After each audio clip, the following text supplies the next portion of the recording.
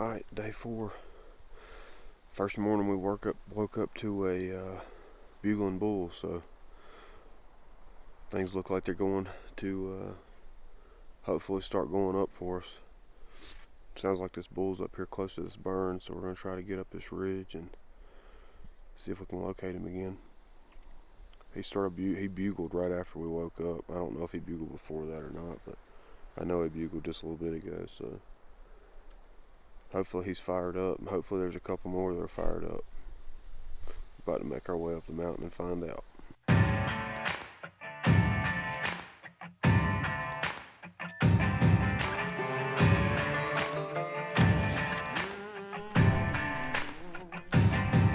With a piece in my hand and bloodshot eyes, I walked to the water for a last goodbye. He begged so much, it clouded my mind. One thing's clear, the man's gotta die. But it makes right, so he said, when he held all the keys over our head. I lived in that grip, but now he'll learn at the end with the tables turned. Lord, forgive me. Take me on down the river where the guilt can't find a red-handed sinner. On where the grave can't cry out. 'Cause I done wrong down the river with a hand on a Colt and a finger on the trigger. And long before dawn they try to find me. So take me on down. Take me on down.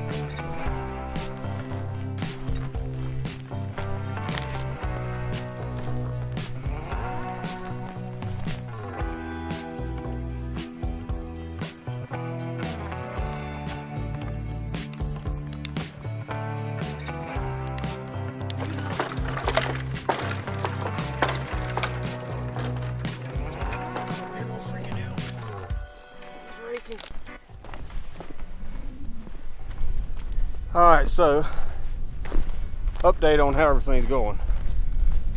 We are 4 miles from camp. Camp is 7 miles from the road ish. 6 miles, something like that, 6 or 7 miles. We thought for sure we'd come up to this burn and there'd be nobody up here. And we were wrong. We got about 3/4 of the way down the ridge we were wanting to hunt. Ended up hearing some other hunters, so we called back to them and called them in over to us so we could talk to them. Come to find out, they weren't the group of hunters we thought they were. We thought they were the tracks we were following, and that was a separate group. So there's been at least 2 other groups up here. So now we're going back to where we stashed our water. We're gonna eat some lunch, and we're gonna find another spot. We did 14 miles yesterday. Today's probably gonna be another one, but we're gonna kill one eventually. I know that. We're happy as all get out. Yeah, and tired. But we're gonna kill one. All right, go ahead. Oh. Over him. Hurry up. Reload. Damn, it was right over him. Told you him long. Took the feathers off. Well, What are you doing? Reload. He's gonna pop out on the other side. Go get you, Archery. Might get another shot.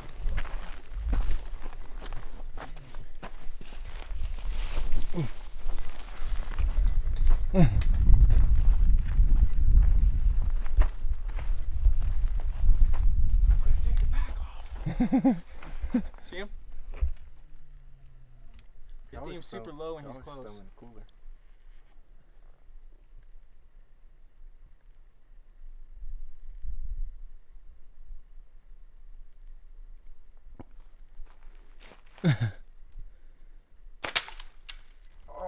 Get him? No, hit a tree. Update. It is the evening of day 4, and we've put in another 14-mile day so far today. We hiked all the way up where we thought we were gonna see a bunch of elk. Didn't pan out. We ended up seeing people. Of course, you saw all that already, but we are working our way back to town. We're gonna go in and get some pizza, replenish on some calories, and then we are going to start changing our tactics. I think we're going to try to start hunting maybe closer to the road, maybe try a couple different areas to road bugle tonight, and just change our tactics a little bit. I think everybody's kind of has the same plan we've had, and trying to get way back in there on wilderness, but just ain't working. I think we might start trying to maybe hunt some public land, private land borders. Who knows? We're gonna just try some different tactics. But probably catch back up with you when we get done eating some pizza, and then I guess we'll figure out there where we're gonna go next. So see what happens.